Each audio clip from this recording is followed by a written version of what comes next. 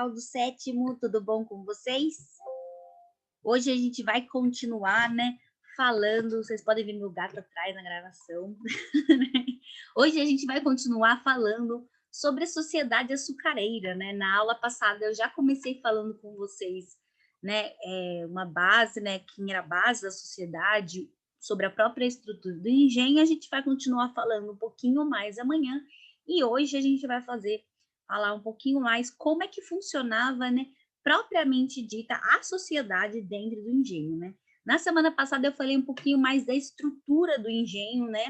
Porque o engenho ele é quase que tudo muito autossuficiente. O engenho ele é praticamente autossuficiente, ou seja, você consegue ter comida dentro do engenho, você consegue ter água dentro do engenho, né?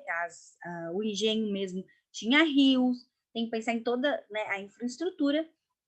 E a gente vai falar um pouquinho mais como é que funciona, né, a sociedade, quem que eram os libertos, né, quem trabalhava no engenho, com a mão de obra, principalmente. E para começar, então, um pouco dessa aula, eu gostaria de mostrar para vocês um engenho daqui de São Paulo, né? Na verdade, é um dos engenhos, considerado o engenho mais antigo da região de São Paulo, e ele foi construído, né? Ele pertence à USP, que é a universidade, né, a universidade pública, né, que é de São Paulo, e ele, que é o museu também, Museu do Engenho, e ele, através né, de pesquisa e tratamento com carbono, descobriu-se que esse engenho, ele, né, é de 1500 e pouco, né, tipo, logo das primeiras vezes em São Vicente, quando foi construída a cidade de São Vicente, que é a primeira cidade do Brasil. Então, vamos lá escutar um pouquinho sobre esse engenho, né? Quero mostrar para vocês. Ele chama Engenho dos Erasmos, tá? Porque pertenceu à família, e eu vou mostrar um pouquinho mais. Vou colocar também para vocês verem, pessoal, né, no material, vou mandar para vocês o site desse engenho, para quem, né, os curiosos de plantão, para quem quiser pesquisar, né? Infelizmente, ele não tem uma visitação virtual, que eu queria mostrar para vocês, mas dá para vocês saberem um pouquinho mais da história e ver as fotos do engenho dos Erasmos.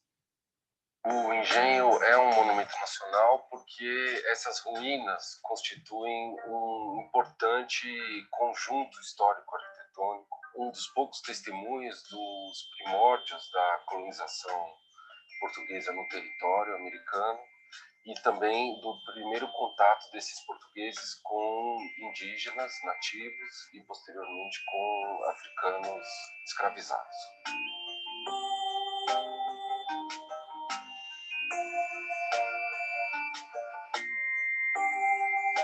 O sítio arqueológico tem vários pontos interessantes que o visitante pode conhecer durante a visita monitorada: a área de produção do antigo engenho, o que provavelmente foi um paiol de armas. Na verdade, o engenho tem um longo episódio de esquecimento. Ele é erguido pelo Martim Afonso de Souza e sócios em 1533 ou 1534. 10 anos depois é adquirido por um rico comerciante flamengo. Funciona até começo do século XVII. Depois ele entra num longo período de esquecimento e só reaparece no cenário em 1958. Então, o proprietário do terreno, Otávio Ribeiro Araújo, ele manifesta um interesse de doar o terreno para a Universidade de São Paulo.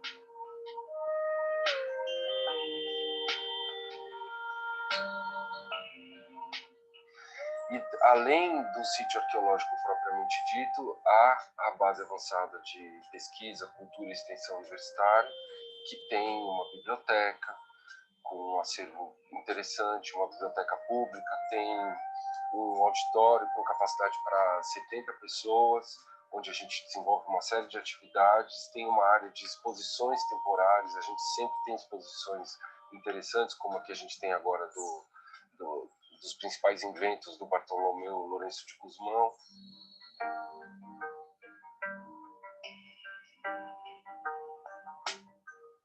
Engenho dos Erasmos é um local riquíssimo, possibilita ao professor abordagens transversais, se assim ele quiser.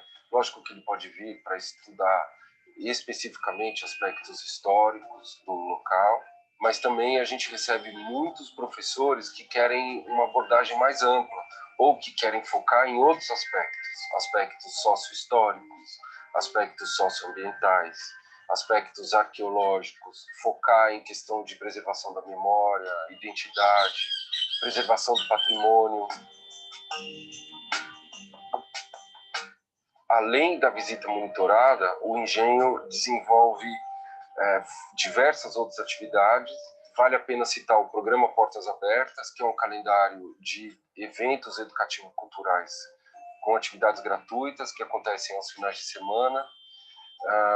Temos uma área de exposição, temos a biblioteca e temos um espetáculo noturno de projeção videomapeada. Acontece no período em que não chove, portanto, entre abril e maio até outubro, aos sábados à noite. Então, a terceira temporada vai já começar, vale a pena ficar atento. Também, como tudo que acontece no engenho, gratuito.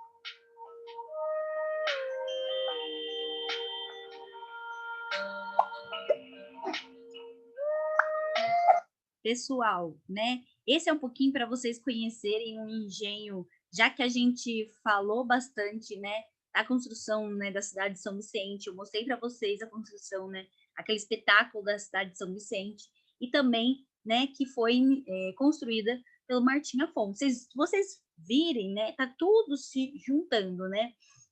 Desde aquele, a gente estava falando da colonização portuguesa, aí a gente veio e falou sobre a escravidão, e o engenho está trazendo esses dois para se unirem, né? No caso do engenho dos Erasmos, né, ele traz aquele primeiro tema que a gente está falando, né, da colonização portuguesa, e a principal mão de obra, né, que deu a base real, assim, senão os engenhos não funcionariam do jeito que eles funcionaram no Brasil, foi a mão de obra escravizada de negros africanos, que a gente estudou, né, no tema passado, e que a gente vai continuar, na verdade, estudando bastante esse tema ainda hoje.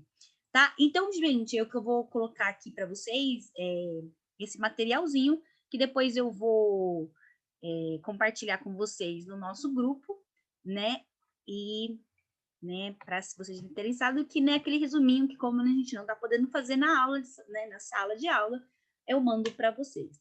Bom, a gente estava falando, né, como eu continuei, estava falando né, da estrutura do engenho na aula passada, e agora a gente vai falar um pouco mais como essa estrutura e a sociedade se dividiam, né? E como que a estrutura, de certa forma, né, a parte física, ela é um reflexo da sociedade, das relações sociais que existiam, né, entre os senhores do engenho, entre os capatazes, entre a mão de obra negra, né? A gente vai falar bastante disso. E tem tudo a ver com a cultura.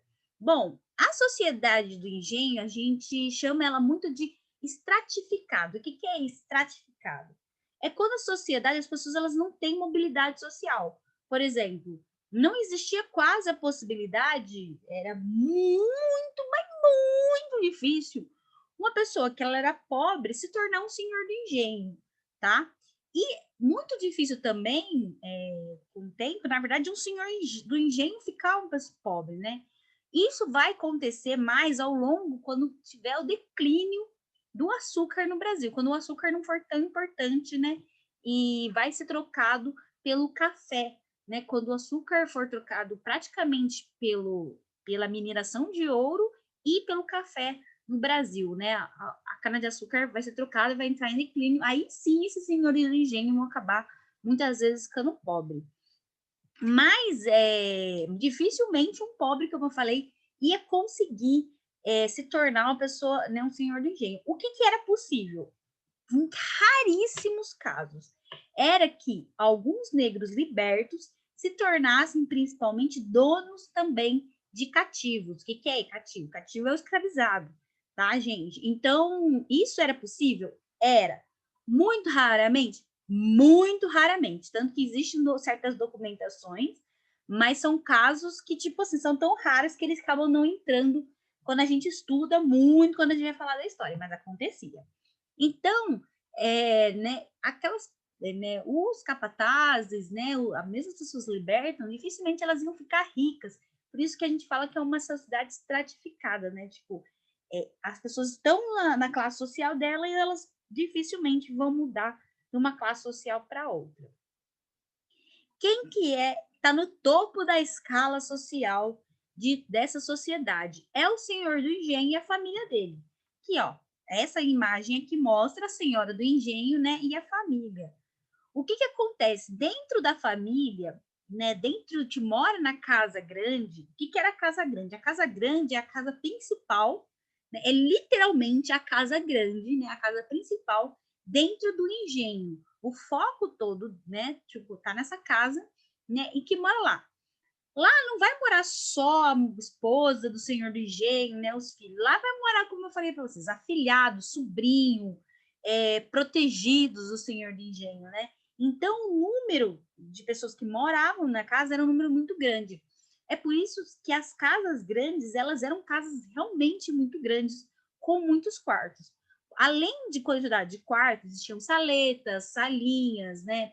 A sala que o escritório, a biblioteca, né? As casas, né? Muitas vezes os quartos dos empregados, que era o quarto da cozinha. Muitas vezes também tinha o quarto que era para caixeiro viajante, quando as pessoas, para quem não sabe o que é o caixeiro viajante, antigamente quase não tinha muitas vezes lojas, né? Nas vilas, ou poucas lojas nas vilas que tinham os engenhos. Então, o que um caixeiro viajante fazia? Ele comprava as coisas, né? E ele levava, batendo porta em porta para vender. Esses caixeiros viajantes muitas vezes pernoitavam, dormiam nas casas grandes, né? Principalmente porque eles viajavam, né, no lombo do cavalo e isso demorava muitos dias, era cansativo, né? Então quem está lá em cima, né, é o senhor do engenho, nem, né, a família toda. Isso inclui um monte de gente, tá? O senhor do engenho, além do dono, né, das terras, ele tipo tinha tudo. Ele é o dono das construções, ele é o dono das plantações, ele é o dono dos escravos, né, da propriedade de terra. É aquele senhor que é o maioral, por isso que ele fica o nome senhor do engenho, né? E quem é que manda na casa? Bom, quem manda na casa é o senhor do engenho, porque a família, essa sociedade da açucareira, ela é uma sociedade patriarcal, né? Então, por que é uma sociedade patriarcal? Uma sociedade com base quem manda mesmo é o pai, é o homem mais velho da casa, né? Então, ele tem suas obrigações e suas obediências em relação a esse homem, né? É por isso, essa imagem aqui, ó, ela é um daqueles pintores que eu falei para vocês na aula passada, que é o Debré, e ela é uma obra de 1823, quer dizer, né, tá assim, representando a senhora da casa, né, as filhas e os escravos que acompanham a senhora da casa. Talvez vocês estranhem um pouco essa imagem, porque tem tipo, dois bebês, tal, aí tem a escrava, né, uma de leite, mas não é de se estranhar. Por quê? Porque os bebês muitas vezes ficavam com a ama de leite, né? Porque essas escravas, as amas de leite, elas ficavam na casa, muitas vezes é elas que alimentavam, né, as crianças dos senhores de engenho, e elas que cuidavam, né, porque a mãe, na verdade, não cuidava realmente dos filhos, quem cuidavam eram essas negras que ficavam dentro da casa. É por isso que elas ficavam muitas vezes com os próprios bebês também perto delas, por causa da necessidade de terem que cuidar dos próprios filhos, né? Então existia essa convivência, mas não achem que é uma convivência amorosa, nossa, olha, sabe? Não, existe toda uma educação para essas crianças dentro da casa para que elas tipo, meio que sumam, entendeu? Elas estão ali simplesmente porque elas não têm onde ser deixadas, né? Mas e se vocês verem, né, o senhor, né, né, os negros que ficavam dentro da casa, eles eram muito melhores vestidos, eles vestiam bem mais, né? Porque querendo ou não, ele vai ficar dentro da casa, convive com a família, né? Então ele não pode estar rapado nem nada. Bom, como, né, a gente vem falando, a mão de obra principal eram os escravos e descendentes de, né, escravos, né? E eles ocupavam a mão de obra geral, né? Então, era dentro do engenho, né, na produção, na plantação, na colheita, tudo mais, dentro do engenho da cana-de-açúcar, mas também era mão de obra que trabalhava para o comércio, que trabalhava, né, para dentro das casas, né? Esses negros, como a gente viu no comércio, né, atlântico de escravizados, né, eles eram vendidos principalmente nos portos, como eu mostrei para vocês, né? E aí, só que esses negros, né, escravizados, lembra que a gente falou que o que eles passavam dentro do navio, eles precisavam de dias até meses de recuperação até que esses escravos estejam em condições de ser vendidos. Essa representação aqui, ó, do Rugenda, né, que mostra vários escravizados, né, todos amontoados, né, entre si, para você ver, né, esse escravizado muito forte, ele podia até vir assim antes, mas com certeza ele ficaria muito doente e fraco quando chegasse, né, no Brasil. Além dessas, né, tem essa aqui representação já do Debré, né, mostrando né, os escravos vindo colher, né, pegar as coisas, muitas vezes presos uns aos outros, né, para que eles não fugissem, né? O que o escravo, quanto tempo o escravo durava depois que ele viesse ao Brasil? A média, de acordo com o Celso Furtado, que é um pesquisador economista, né, brasileiro, falava que, em média, o negro vivia somente 8 anos. Por quê? Nossa, tipo, mais de 8 anos é muito pouco. Sim, é muito pouco porque a alimentação deles é ruim, né? Além disso, eles estão convivendo, eles fazem um trabalho forçado, né, que é de muitas horas, muitas vezes em condições péssimas, super precárias. A moradia da senzala, ela é muito ruim, ela é extremamente úmida, fria, né? Então, esses escravizados, eles, né, passavam por situações péssimas, assim, de trabalho na colheita, na lavoura, tudo mais, de muitas horas.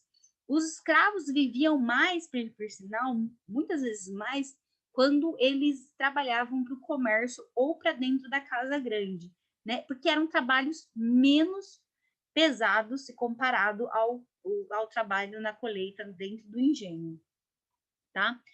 O escravo, né, como eu falei, ele era base tipo de tudo, né? O senhor mesmo não fazia nada, né? Não fazia nada, o máximo que a senhora fazia era amamentar e nem sempre, né?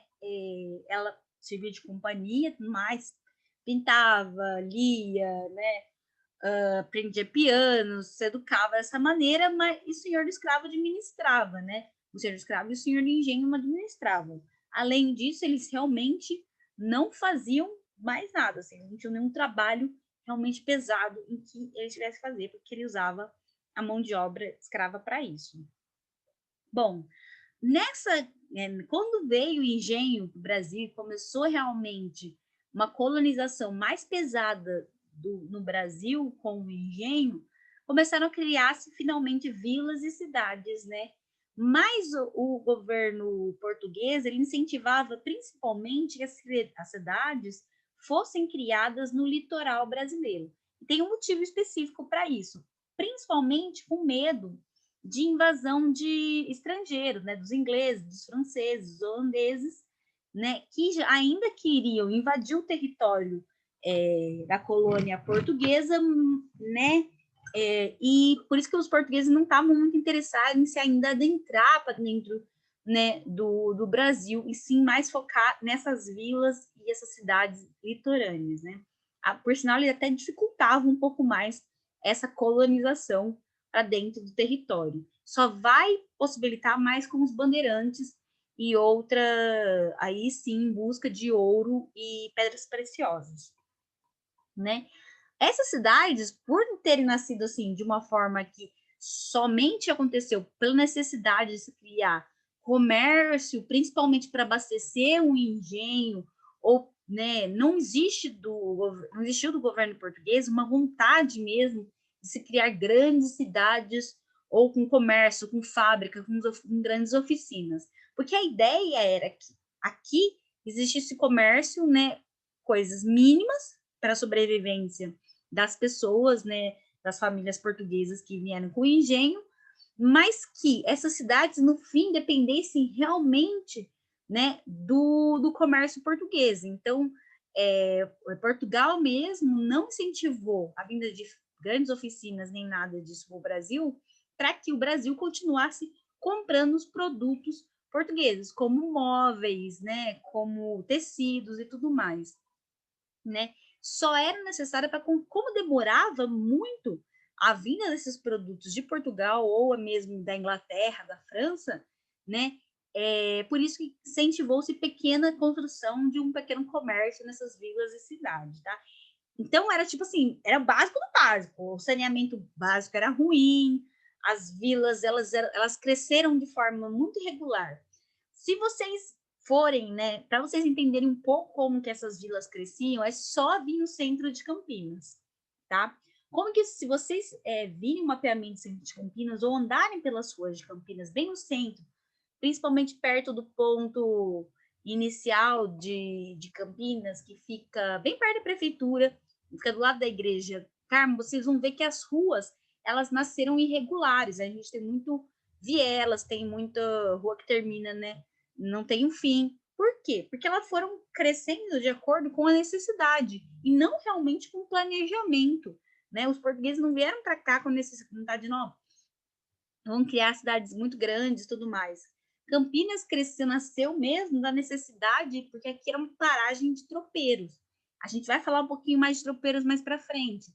Mas cresceu por causa disso, para ser uma paragem entre Rio de Janeiro, Santos, né, e São Paulo. Então, como veio só dessa necessidade, a cidade cresceu de forma muito ruim, né? As primeiras ruas, elas são irregulares, os dejetos eram jogados na rua, normalmente na parte mais baixa.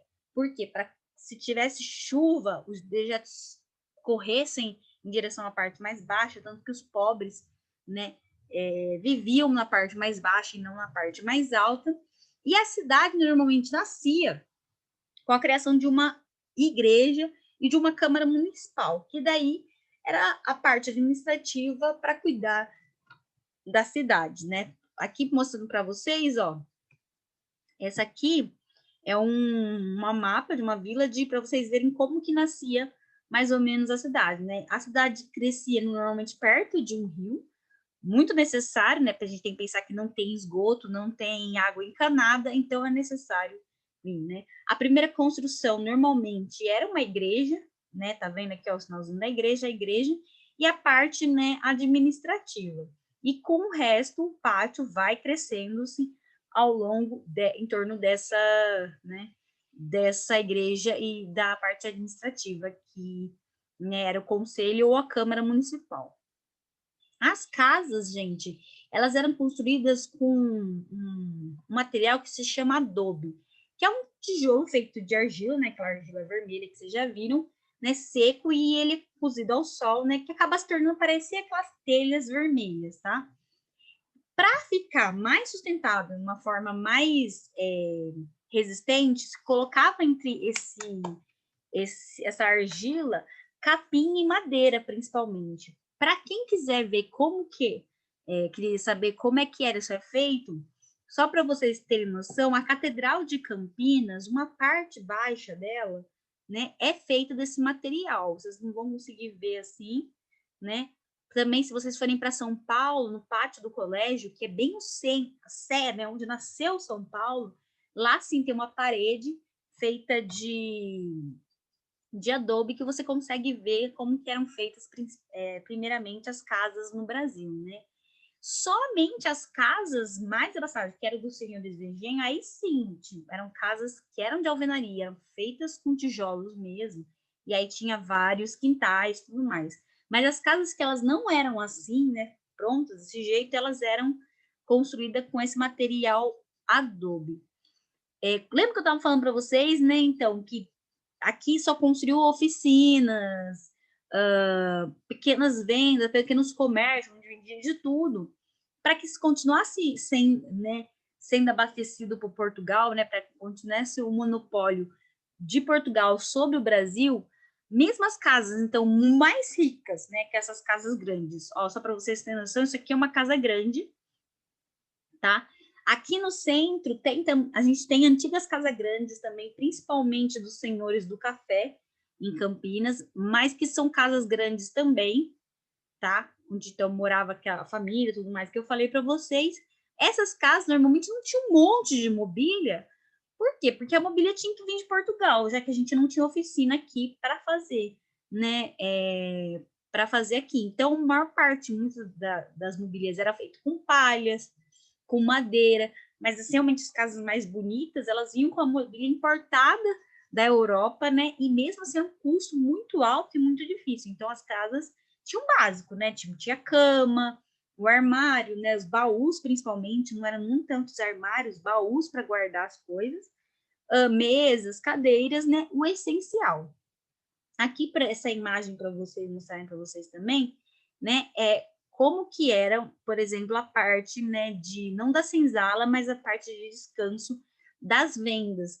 Vocês separarem os negros escravizados que estão aqui, eles estão muito, muito magros. Eles chegavam dessa maneira, né? Tudo era muito simples, se vocês repararem, né? Ó, só lugar para sentar, que eram as casas que esses negros ficavam para se curar de doenças e para ganhar massa muscular para ser vendido antes, né? Como eu falei para vocês, além do negro escravizado né, dentro do engenho, existia um comércio interno, né, que era para abastecer o mínimo possível, né, esses engenhos. Então, somente para então para vender carne, para vender, né, pão, né, vender ferramentas, para que se venda produtos, farinha, né, milho, essas coisas, né? Essas vendas, elas se concentravam bem no centro das praças dessas vilas, né? E elas vendiam principalmente produtos da Europa. Como eu falei, normalmente não tinha tipo uma loja de móveis, né? Uma loja de móveis, então tinha tipo oficinas de sapato, ou tinha ateliês, né? Que era para oficinas para fazer a roupa. Vinha, né, esses produtos que vinham da Europa normalmente eram produtos menores, na verdade, né? Então, tudo aquilo que o engenho realmente precisava, né? Então, é o que eu falei para vocês, né? Aqui ficavam onde os negros escravizados vinham, né? E muitos deles trabalhavam, né? Eles iam direto para a zona rural, que é a área de engenho, ou eles iam para esse comércio. Essas imagens aqui foram desenhadas pelo Debré também, né? Aqui vocês conseguem ver uma venda, por exemplo, tipo um açougue, né? Em que você vê os escravizados trabalhando, né? Vendendo as peças. Muitas vezes essas peças elas eram curadas, ou seja, o porco. É por isso que o bacon é uma coisa muito consumida e é muito consumida, porque o bacon ele está defumado, então ele já está pré-cozido. O bacon ele consegue sobreviver fora da geladeira, né? Tipo, ele não estraga tão facilmente fora da geladeira. Por isso que o bacon é uma carne muito consumida há milhares de anos, né? Aqui vocês podem ver também é uma venda, né, de farinha, provavelmente, né? Em que tá vendo os escravizados comprando para os senhores, né? E como é que eu imagino que é uma coisa de farinha, né? Esses pacotes, por causa desses tipos de ferramentas, então você conseguia ver esses tipos que eram chamados tipo armazém, né? Que a gente hoje também chama de armazéns, mas não é tão comum, né? Porque não tinha supermercado, não tinha nada disso, né? Com o tempo, o que foi conseguindo, né? O que o governo português foi permitindo, né? Por causa da falta de alimentos aqui, era o comércio do gado bovino, né? Então foi aumentando-se com o tempo a criação de gado. Com o tempo também, essa criação de gado cada vez mais precisava de mais pastagens. É por isso que foi aí o governo português começou a permitir que os brasileiros, né, os colonos, se adentrassem mais para dentro do país do que ficar só no litoral. E por que acabou se tornando essencial, né? Por quê? Porque o gado dava tudo, o gado dava leite, né? O gado ajudava o essencial dentro do engenho também. Como eu falei, o gado é aquele que ajudava no transporte, o gado ajudava também, né, como força motriz para fazer, né, a moenda, que moía a cana-de-açúcar. o gado dava couro para fabricação de roupas e acessórios, o gado, né, dava a carne. Então, além do engenho, o gado também, a criação do gado, criou-se outras novas formas de trabalho, principalmente de libertos no Brasil, como vaqueiro, como capataz. Se vocês verem aqui nessa imagem, ó, é a imagem de um vaqueiro do período também, que é do Debré, e essa outra imagem também é do Debré, é a chegada do comércio de escravos, né, nos portos.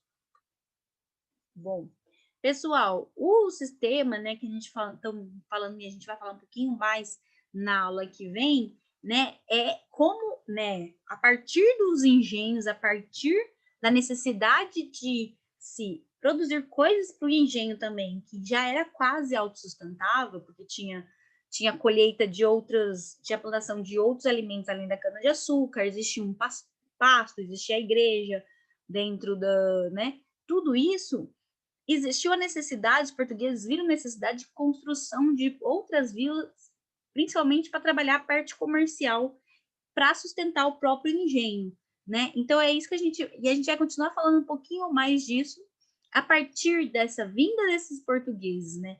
Colonizando dentro do engenho, foi criada também festas, mas isso a gente vai falar só um pouquinho mais amanhã, tá bom, pessoal? Beijo e por hoje é só.